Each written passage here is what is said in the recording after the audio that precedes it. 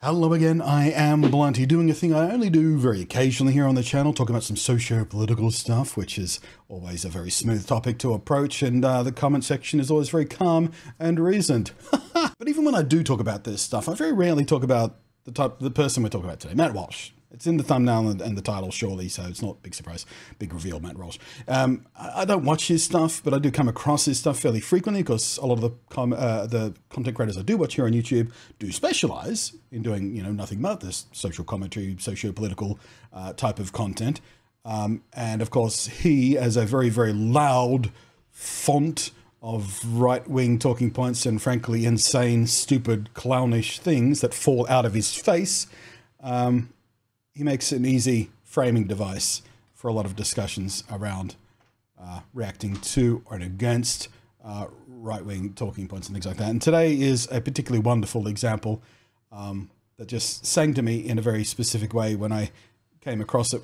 So the only context you really need about this is Wayne Brady came out as pansexual. If you don't know who Wayne Brady is, Whose Line It Is Anyway? You seen that show with Drew Carey? Hilarious. Just beyond hilarious.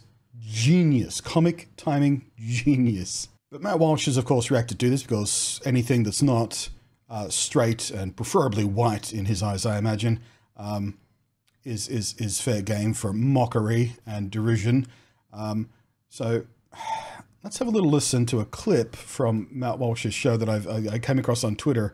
I was like, oh, why is Matt Walsh trending this time? Click on the thing, and I found this immediately. And boy, do I have things to say about this because it's hilarious. Pick a side, okay? Pick a team. Okay, first off, hands up in the comment section, anybody out there who has a bisexual friend. But if you know someone who is bi or pan, ask them how many times they've heard the phrase "pick a side, stop fence sitting, make up your mind." Doesn't work like that. Stop being indecisive. That's what. That one too. Stop being indecisive. It's not about being indecisive. Let's use a metaphor. If you tell someone you like chocolate cake, I love chocolate cake. And then you tell someone you also love lasagna. Oh, yeah, I love lasagna. All my life I've been obsessed with lasagna. Ever since I saw it in a Garfield comic. I said, Mum, what's lasagna? Can we have lasagna? This orange cat that makes me laugh as a 6-year-old seems to like lasagna. I want to try it. Lasagna is awesome. But that doesn't mean I have to choose between lasagna and chocolate cake. I can like both things simultaneously. It's quite easy to do. I don't think I'd like to eat them simultaneously, but then again, I don't kink shame. But that's the kind of thing we're talking about here. It's perfectly reasonable for a single person to find people of various gender expressions attractive in various ways, either physically or romantically or both, doesn't matter. It's not a weird thing. You don't have to pick one and then stick with it. That's not a decision that you have to make as a person, as a functional, sexual or romantic person. This is not how any of this works. It's ridiculous to suggest that a pan person or a bi person must pick a side. It's foolishness and a desperate misunderstanding of the entire concept. That's what pansexual really is. Aside from made up, it's a... Let's remember that. Matt Walsh claims that pansexuality is made up, but then immediately starts acting like it's a very, very real thing that scares him. Lack of commitment. And the thing is, other people, I think, and this will be controversial, but other people have a right to know. No way. He's going to say a controversial thing out loud to an audience? Wow, it's not like his entire grift relies on doing that on a regular basis. I don't want to shock anybody, but Matt Walsh is about to say something controversial. Okay. Other people have a right to know if they are potential objects of your sexual fantasies. No, they don't.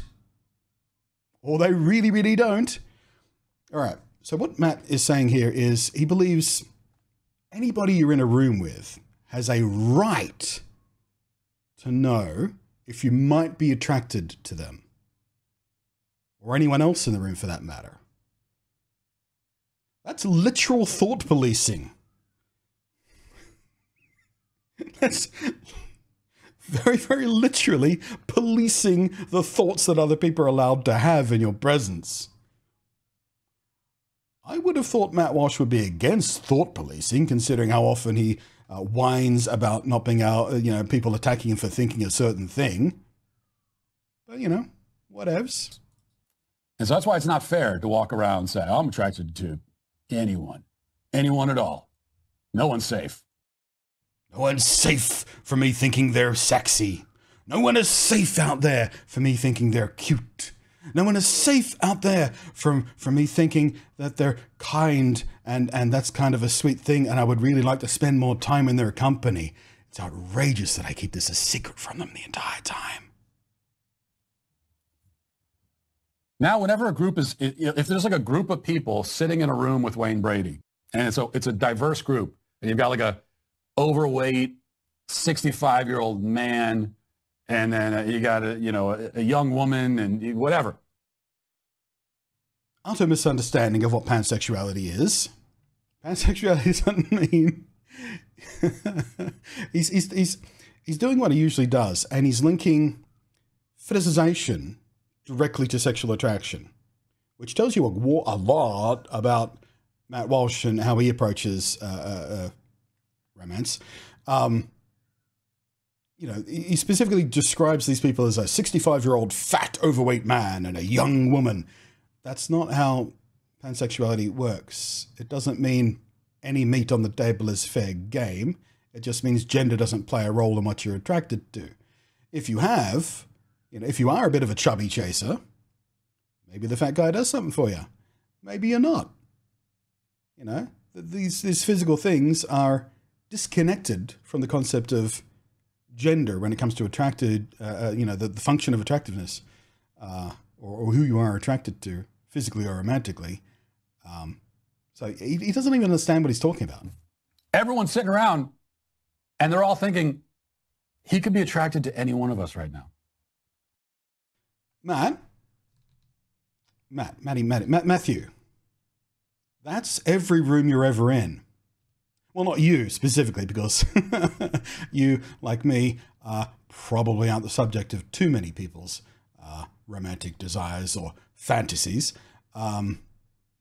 Me, because I'm just kind of a potato with a beard. You, because you're a horrific human being. But in general, anytime you're in public or in a room with other people, that possibility exists that someone in the room might be attracted to you. Any one of us. It could be any of us. It's scary. It's like some kind of Agatha Christie novel.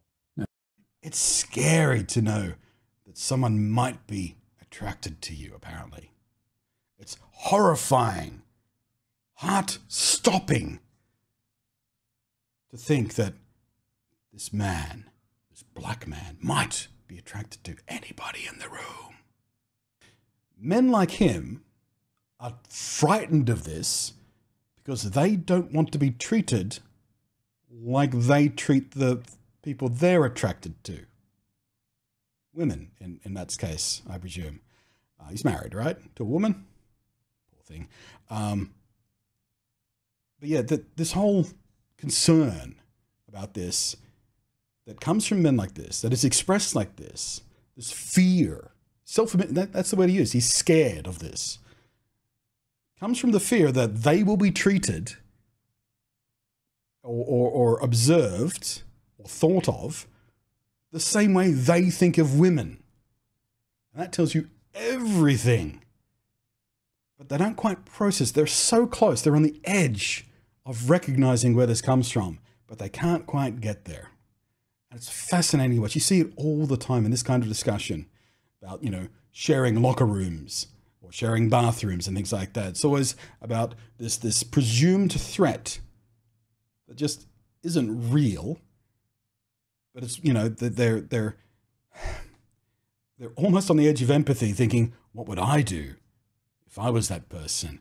well, I'd be treating everyone around me like an object, like a snack, like something I can obsess over, and fill my head with naughty little fantasies that I would be ashamed to admit to in public. So they're projecting that onto other people. Toxic masculinity point of view, the way he views other people, terrifies him when he thinks about it being turned towards him. And he doesn't realize what that says about him. That's the terrifying bit. That's the scary bit of all this. He won't recognize why he feels that fear.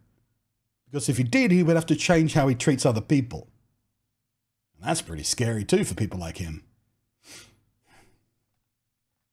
Anyway, I've had my ramble. I'm off now. Thanks for watching. I'm Blunt. I'll catch you next time. Thanks as always. The veterans scrolling up above there. Can't wait to see my comment section and the kind of people who are attracted to a video that says Matt Walsh in the title. And I've done that before. I've seen it happen to other people.